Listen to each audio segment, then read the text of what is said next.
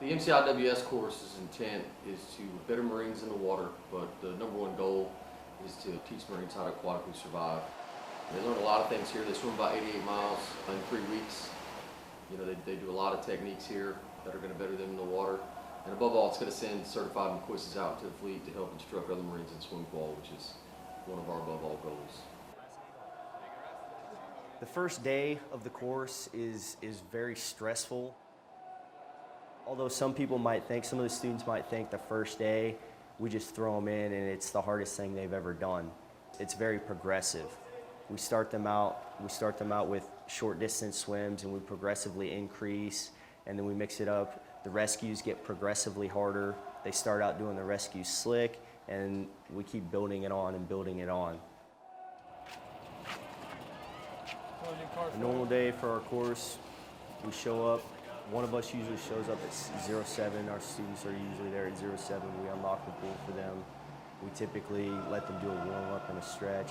They PT, whatever PT is we have for that day. And then we'll typically go from there, kick off into classes, if they have classes for that day, or rescues practice, or whatever skills we're practicing that day. Go to chow, come back, maybe do some more classes, and then we typically have a PT at the end of the day as well.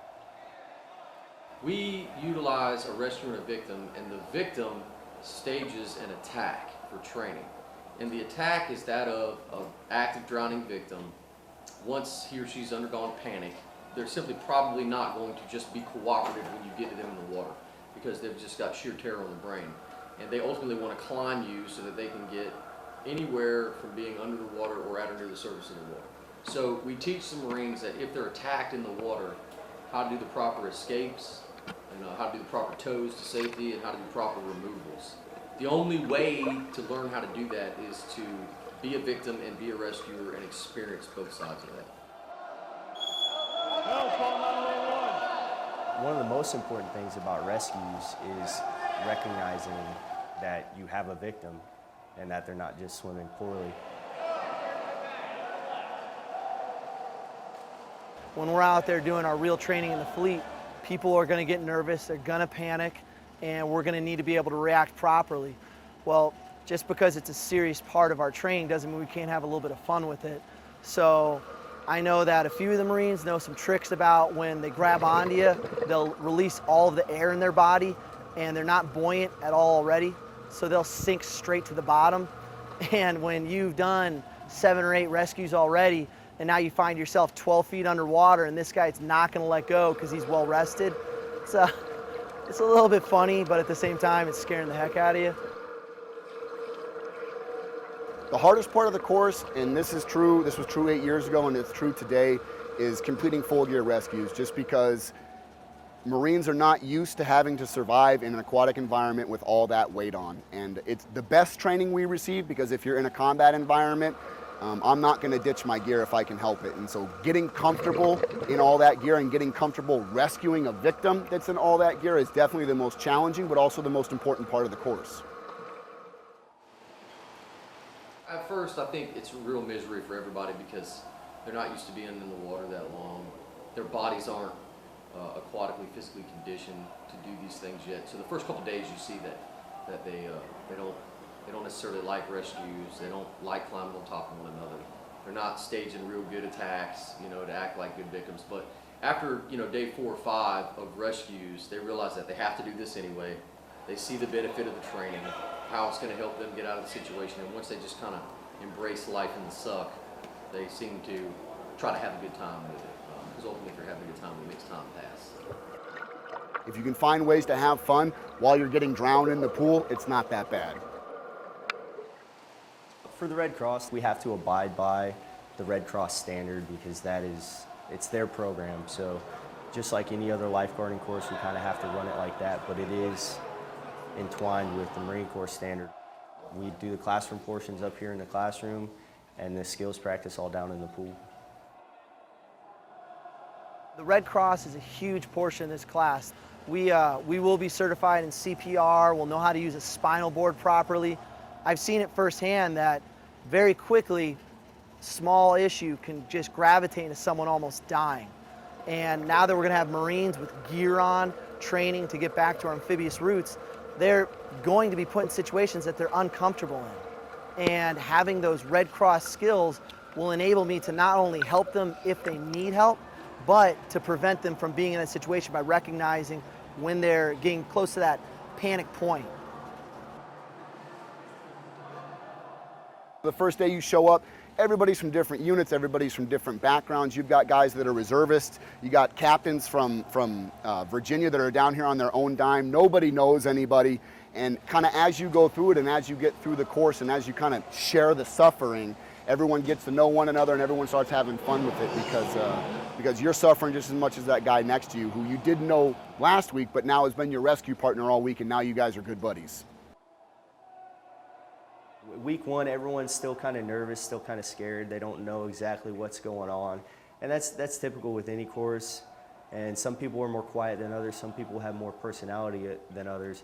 But the PT, the events that we put them through and the rescue skills, it just gets to a point to where all that washes away and they learn to work together as a team to accomplish the mission. And I say probably about midway through week two, in Marines and all things, in war, in training, in anything that we do that has some sort of physical strenuosity to it, they seem to bond together because they know that they're all accomplishing a common goal. They're all tired, they all want to get out of the pool, they all have a long day ahead of them, and they seem to do a lot more laughing and talking and spending time together and helping one another through it, and a lot more pats on the back, if you would, when you made your time swim. Hey man, you're an awesome swimmer, because they get to see one another kind of aquatically grow in 3 weeks. Historically, this school has over a 50% attrition rate. Main reason for that is because this school is physically and mentally demanding. Not everybody can become a Mciws. This isn't one of those things that you can just take Joe Schmo off the street, throw him into it, and expect that he's going to do well enough to meet the standards that the Marine Corps has set for us as instructors. We make it a first class PFT recommendation just simply because we know the Marines are going to be able to have some physical stamina. Swimming is a lifelong event. You can be in the best PFT shape in the world, and the water is the ultimate equalizer. You need to be able to be in swim shape. It's very rough on your shoulders, your knees, your hips, your back. So ultimately, stretching, swimming, practicing rescues, practicing brick retrievals and brick tows, underwater swimming, they're going to better prep yourself for the course, and it's going to take a lot out on his or her body. So being physically prepped before you come is going to greatly improve your chances of graduation and not receiving physical injury. Water aerobics isn't like what people think water aerobics are like with older people in the pool. It's not that kind of water aerobics. It's water aerobics to the effect of, I may tell you for 25 meters to crawl stroke as fast as you can. You get out the other side of the pool, and then you get the whistle blown at you again, and you got to crawl stroke again. You get out the other side of the pool, and you conduct Superman where your arms are out in front of you, and you're only using your legs. You may underwater swim for 25 meters, so forth and so on. And then you start throwing in calisthenics and things like that in between the sets of waterborne drills, like rifle raises, sit-ups, gutter-ups, crunches, hello dollies, leg lifts. You go through many different types of physical training that encompasses the part.